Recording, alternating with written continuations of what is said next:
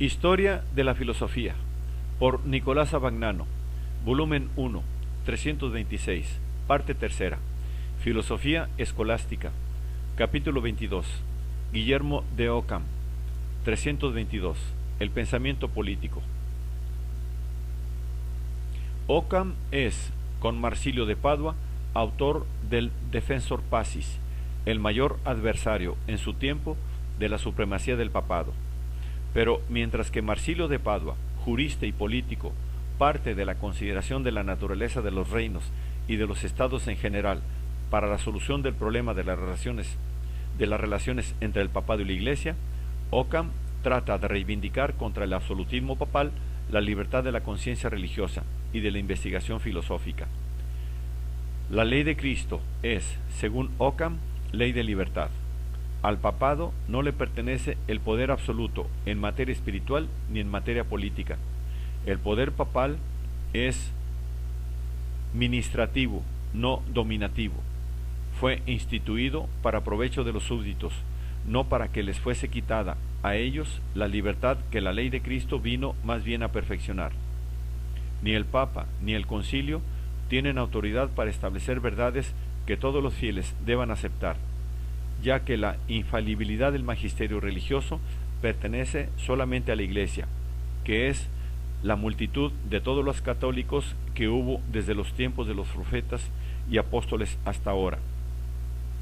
La Iglesia es, en otras palabras, la libre comunidad de los fieles, que reconoce y sanciona, en el curso de su tradición histórica, las verdades que constituyen su vida y su fundamento. Por este ideal suyo de la Iglesia, Ockham combate el papado de Aviñón, un papado rico, autoritario y despótico, que tiende a subordinar así la conciencia religiosa de los fieles y a ejercer sobre todos los príncipes y poderes de la tierra un poder político absoluto. Debía parecer a Ockham la negación del ideal cristiano de la Iglesia como comunidad libre, ajena a toda preocupación mundana, en la que la autoridad del papado sea solamente la defensa de la libre fe de sus miembros. Indudablemente, el mismo ideal de Ockham animaba a la orden franciscana en su lucha contra el papado de Aviñón.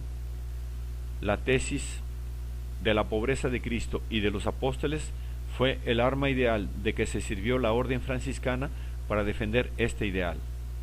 No solo Cristo y los apóstoles no quisieron fundar un reino o dominio temporal, sino que ni siquiera quisieron tener ninguna propiedad. Quisieron fundar una comunidad que, no teniendo por mira más que la salvación espiritual de sus miembros, renunciase a cualquier preocupación mundana y a cualquier instrumento de dominio material. Tal es también la preocupación polémica de Ockham. Las palabras que, según algún antiguo escritor, dirigió Ockham a Luis el Bávaro cuando se refugió en su corte: «O imperator, defende mi gladio et ego, defendam to verbo», no expresan la esencia de la obra política de Ockham, la cual, más que detenerse en el defender al emperador, contrapone la Iglesia al papado y defiende los derechos de la Iglesia contra el absolutismo papal que pretende erigirse en árbitro de la conciencia religiosa de los fieles. La Iglesia es para Ockham una comunidad histórica que vive como tradición ininterrumpida a través de los siglos, y en esta tradición refuerza y enriquece el patrimonio de sus verdades fundamentales. El Papa puede equivocarse y caer en herejías, puede incurrir en herejías aún el Concilio, que está formado por hombres falibles, pero no puede caer en herejías aquella comunidad universal que no puede ser disuelta por ninguna voluntad humana y que, según la palabra de Cristo, durará hasta el final de los siglos. Desde este punto de vista, la tesis sostenida por el papado de Aviñón de que la autoridad imperial procede de Dios solamente a través de los papas y que, por tanto, solamente el Papa posee la autoridad absoluta tanto en las cosas espirituales como en las temporales, debía aparecer como herética. Tal, en efecto, le parece a Ockham, el cual muestra lo infundado de la misma, observando que el imperio no ha sido fundado por el Papa, ya que aquel existía antes de la venida de Cristo. El imperio fue fundado por los romanos, que tuvieron primeramente reyes, luego cónsules y por último eligieron el emperador que dominase sobre todos sus sin ulteriores cambios. De los romanos fue transferido a Carlomagno y luego de los francos fue transferido a la nación alemana. Los romanos, pues, o los pueblos a los cuales transfirieron el poder, tienen el derecho de elección imperial.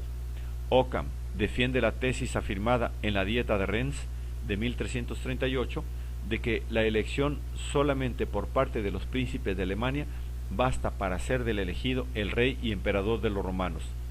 Toda jurisdicción del papado sobre el imperio queda excluida. Sobre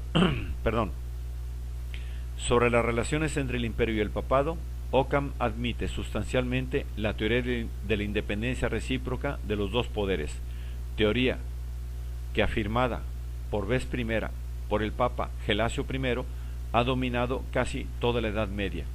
Occam reconoce, con todo, una cierta jurisdicción del imperio sobre el papado, sobre todo por lo que se refiere a la elección del Papa. En algún caso, el mismo interés de la Iglesia puede requerir que el Papa sea elegido por el emperador o por otros laicos.